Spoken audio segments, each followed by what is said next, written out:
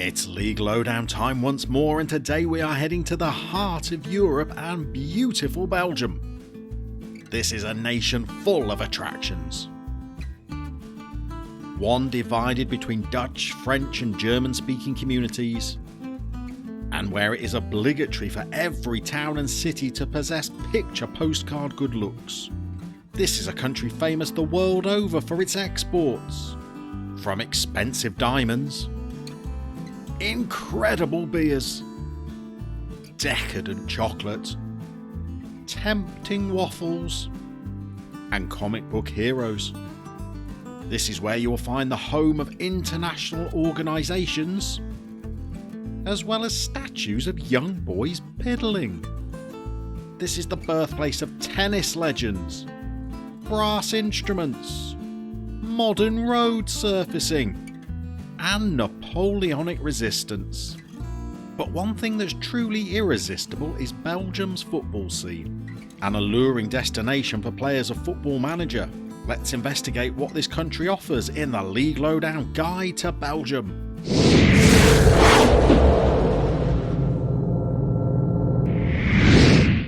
Today's League Lowdown sees us heading to Belgium, and we enlisted the help of Belgian native and FM21 YouTuber Leyodemus to help us compile the information for this episode. You'll find links to his channel down in the description below. Let's start by having a look at the league structure.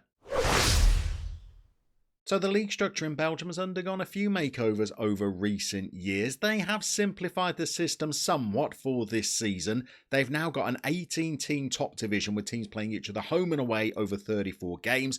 The top four then go into a group to play off for the title. The teams placed 5th to 8th go into a group to compete for European places.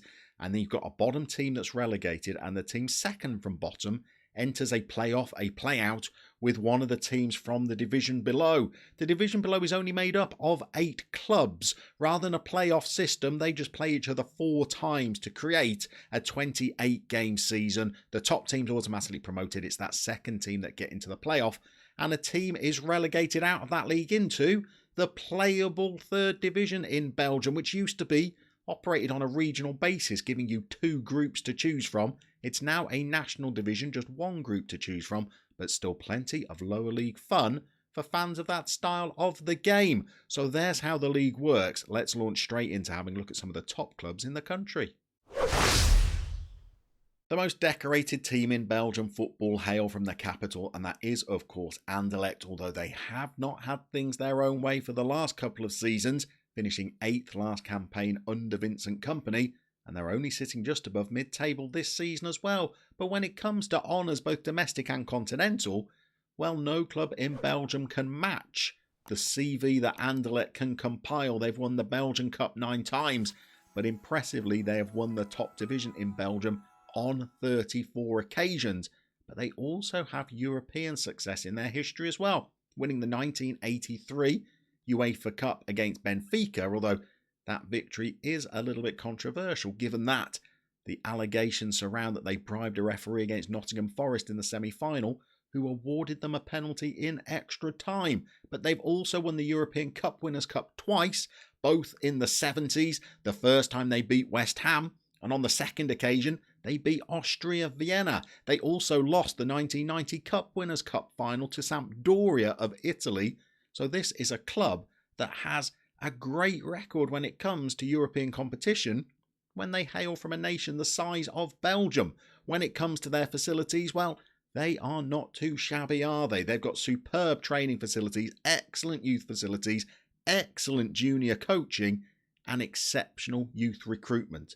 So it's easy to see why, going down the years, they've produced the likes of Kompany, Romelu Lukaku, and going further back, national greats like Enzo Scifo. But they have some huge rivals inside Belgian football who themselves have a very successful past. Perhaps their fiercest rival arguably is Club Brugge, who are a Flemish team founded in 1891, giving them matricule number 3, which technically means they were the 3rd Belgian club to be registered with the Football Association. They may not ever have won a European competition of their own, but unlike Anderlecht, they are the only team from Belgium that have appeared in the final of Europe's leading continental competition, the European Cup, losing it in 1978 to Liverpool. They also appeared in the 1976 UEFA Cup final as well, losing it to the same opponent. But to compensate for that, they do have 11 Belgian Cup victories, 2 more than Anderlecht.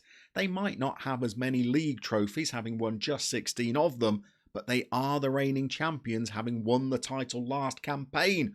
When it comes to facilities, well, they've got state-of-the-art training facilities and state-of-the-art youth facilities. Couple that with good junior coaching and excellent youth recruitment, you can see that this is a well-compiled club for you to take charge of in Football Manager. But there is a third team trying to establish themselves as a force in Belgian football. And that emerging force are Racing Genk, or Henk, I think, as they call them in Dutch-speaking Flounders, but it wouldn't be the first time I've butchered a pronunciation in a League Lowdown episode. Football Manager has them as being listed as founded in 1923, but it wasn't actually until 1988 that the club as we know it now was founded, when 2 rival teams from the northeast coal mining area of the country merged together. Over recent seasons, this club has started to put together an enviable collection of trophy wins. It lists them as winning the Belgian Cup 6 times, 4 times since their merger in 1988, but all 4 of their league triumphs have come during the same time as well. If we have a look at their facilities, you'll see why this is a club that's produced the likes of Yannick Carrasco, Stephen Deford, Thibaut Courtois, and of course Kevin De Bruyne as well, because they've got superb training facilities, superb youth facilities, excellent academy coaching, and exceptional youth recruitment as well. So you can see why, if you like the idea of bringing through the next golden generation of Belgian footballers, well, this is certainly a club that might interest you. But Belgium is full of clubs with a rich history. Another successful team in Belgium is Standard Liège, the leading club from the French-speaking Walloon region in the south of the country. They were founded in 1898 and they have won 8 Belgian Cups, a couple of them coming in the last few years. You've got to head a bit further back in their history to find their last league triumph, none of those coming in the last decade, but they have won the league on 10 separate occasions, and they've also reached a European final as well, losing to Barcelona in the 1982 Cup Winners' Cup, showing that this is a club capable of competing for the top continental honours. They've just not been at that level for quite some time. Maybe that's the kind of challenge you'd like to take on. Founded in 1900, another club with a good support base in the Flemish region of the country are Gent. This is a club that might not have quite as many honours as some of their rivals, but the Buffaloes, as they are known, have won the Belgian Cup 3 times, one of those 10 years ago, but it was actually in 2015 when they had their greatest triumph, surprising lots of people, to win the Belgian top division title, and the next season they had a good run in the Champions League as well, before eventually losing to Wolfsburg in the knockout stages. So if you like the idea of taking charge of a club from a beautiful city with a history that's waiting to be expanded, Gent are definitely an interesting proposition. But if you enjoy taking charge of the oldest club a nation has to offer, then Royal Antwerp are that team in Belgium. Founded in 1880, they were relegated out of the top flight in 2004 and didn't make it back to that level until 2017.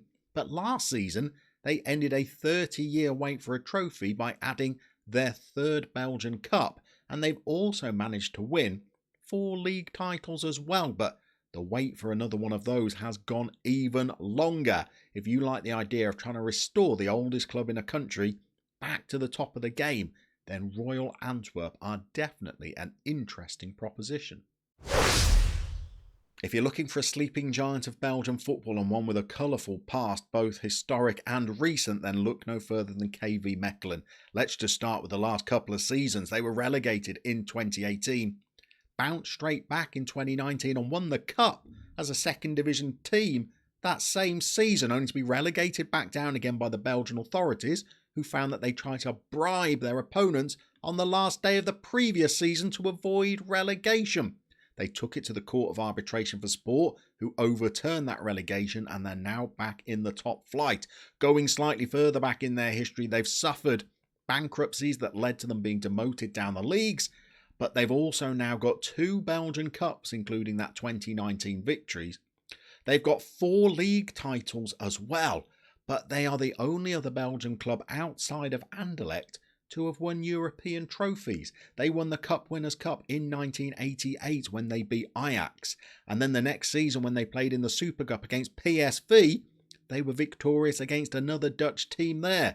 So they are currently back in the top flight, and they are a team that is itching to get back to the big time. Maybe you could be the manager that takes them there. Another top flight team that has experienced great moments in its history are Cercle Bruges. They're currently owned by AS Monaco, where they get many of their loan players from, and they're managed by Carlo Ancelotti's former assistant Paul Clement. They were founded in 1899. In their history, they've won the Belgian Cup twice. And although it was a long time ago, they've won the Belgian League on 3 occasions as well. If you like the idea of taking Club Brugge city neighbours Cercle back to the top of Belgian football, well, FM21 provides you with that opportunity. But if we move into the lower divisions, there are teams outside Belgium's top flight that have incredibly successful spells in their past. One of them is Union Saint-Gilloise, who hail from the Greater Brussels area, are owned by Tony Bloom, who also owns Brighton Football Club, a man that made his money from gambling websites and professional poker playing. This is one of the oldest clubs in the nation. They've won the Belgian Cup twice, but for 3 decades, they were ruling Belgian football, winning 11 titles between 1904 and 1935. Definitely an interesting proposition for someone that wants to take charge of a club in Belgium's second tier and try and re-establish them back at the top of the game. But if you want to take a club from the lowest playable 3rd tier in Belgium all the way back to the big time, then why not check out Liege? This is a club with a whole lot of history. It's also the club that John Mark Bosman played for at the time of the establishment of the Bosman ruling. This is a club that was founded in 1892. They played in Europe in the 1980s, but they've had a long spell of financial hardship where they were homeless for a spell as well. They've only won the Belgian Cup once, although that was in 1990, which shows you how far the club has tumbled since then. But they've also won the top league 5 times, the latest of those being in 1953. This is a club that would be desperate to take on Standard Liège in the top flight again. And maybe you could be the manager to make that dream happen.